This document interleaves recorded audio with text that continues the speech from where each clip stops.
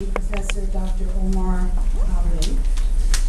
His book, In the Lion's Mouth, Black Populism in the New South, 1886 to 1900, explores the efforts on the part of poor black Southerners and poor white Southerners during the 1880s and 1890s in the building of what is identified as the two populist movements, one black, one white. And they both were efforts to deal with the poverty and political disempowerment of the poor black and white populations. This book sheds a light on the existence of the black populist organization, the Colored Alliance, which at some point had as many as 1 million members, and yet often it is not identified in the literature. This organization existed, the Colored Alliance, side by side with the white-led populist movement. The populist movement founded the People's Party and ran and elected independent candidates that members of the Colored Alliance often supported.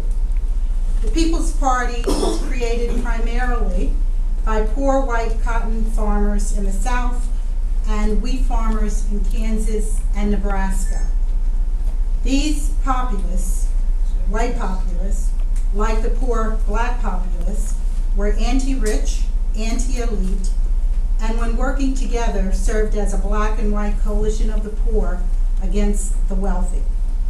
The populist movement grew at the end of Reconstruction. The end of Reconstruction involved the ending of protection for blacks against civil and political rights violations, the protection that had been provided by the federal government, and also the economic support that had been provided by the federal government for blacks was withdrawn. These were also the years of a very serious depression, and obviously it opened the door to the brutal oppressiveness of blacks by the Confederate-controlled Democratic Party of the South.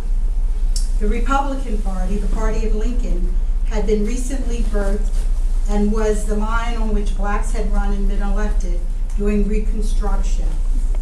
During the growth of the populist movement, black populists voted either for the People's Party or for candidates who ran both on the People's Party and the Republican Party lines in an effort to defeat the Confederate Democrats.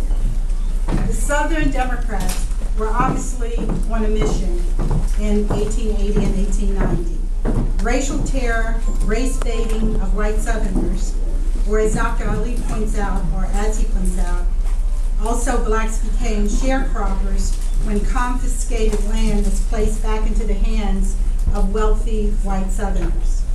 It was in the midst of all of this very turbulent and dangerous times that the leaders of the populist movement attempted to create a voice from the bottom up, black and white. And we can imagine the strains and tensions and racial manipulations as black and white populists struggled to coalesce and to assert their independence, both turbulent, both inside and outside of the movement. By the 1890s, the movement had collapsed, and so began the era of the Klan, racial terror, and years of disenfranchisement for the black people in the South, the era that we know of as Jim Crow.